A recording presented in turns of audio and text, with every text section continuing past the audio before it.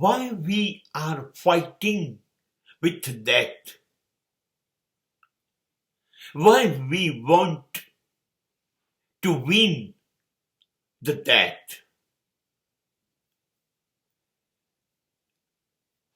why we are afraid of death.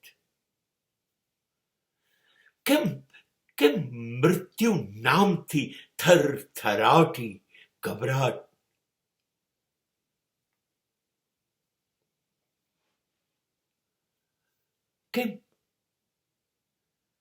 કેમ સતત મોતથી ડર્યા કરવાનું?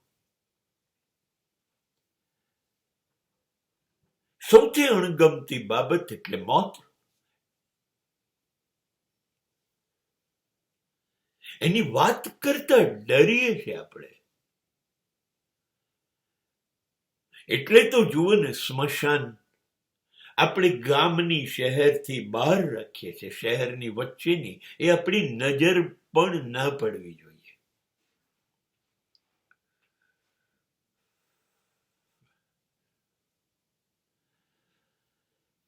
એના બહુ મોટા ઉપકાર છે આપણી ઉપર.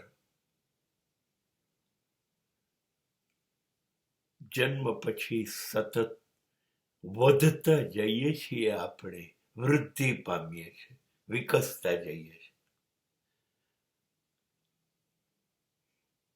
50, 60, 70, 80, 90, 100 વર્ષ, એનાથી પણ વધુ.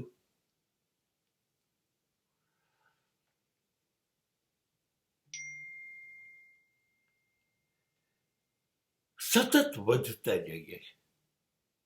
જેમ આગળ જઈએ છીએ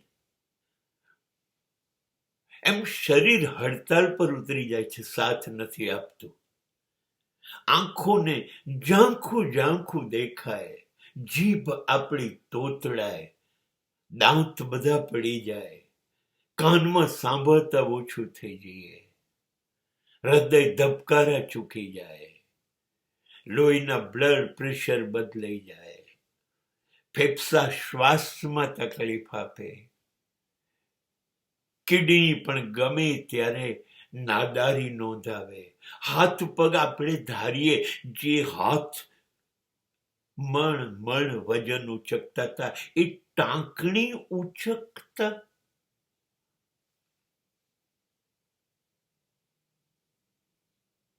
હવે ટાંકણી નથી ઉચકાતી.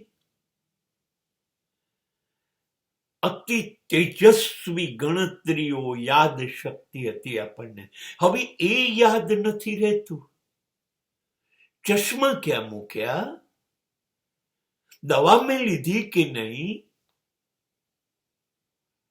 વર્ષોથી આપણે જોડે હોય અને અચાનક એને કહીએ આપણે, કોણ તમે?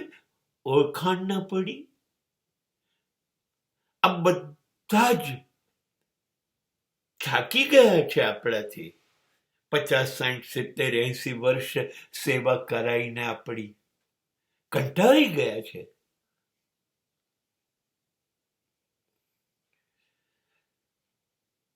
ખાવાનું પણ પચતું નથી, સ્વાદ આવતો નથી, ઊંઘ આવતી નથી, વાંકા વળાતું નથી.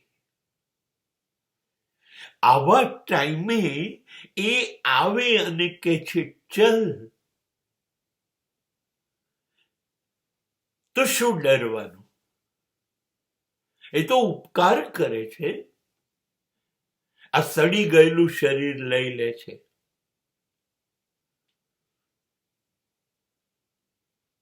હવે જઈશું એટલે આ શરીર બળી ગયું કે દાટી દીધું.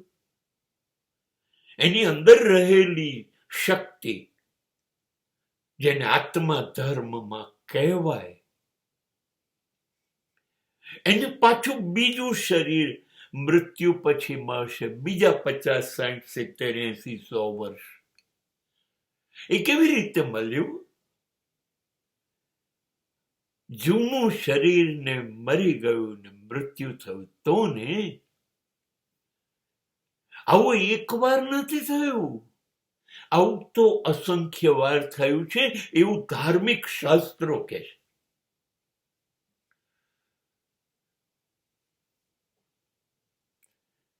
જૂના કપડાં ફાટેલા ફેંકી દે અને કોઈ નવા કપડાં અપાવે તો આપણે આભાર માનવો જોઈએ કે નહીં? બસ મૃત્યુ એ તો કરી રહ્યું છે. જૂનું શરીર લઈ લે છે, નવું શરીર આપે છે. જૂની જિંદગી નફરત વાળી, તકલીફ વાળી એ હટાવો, નવી જિંદગી પાછી નકોર જિંદગી જીવવા આપે છે. અને તોય મોત આપણને ગમતું નથી, તોય નફરત, તોય આપણે એને વહાલ નથી કરતા. એનો તો બહુ જ મોટો ઉપકાર છે.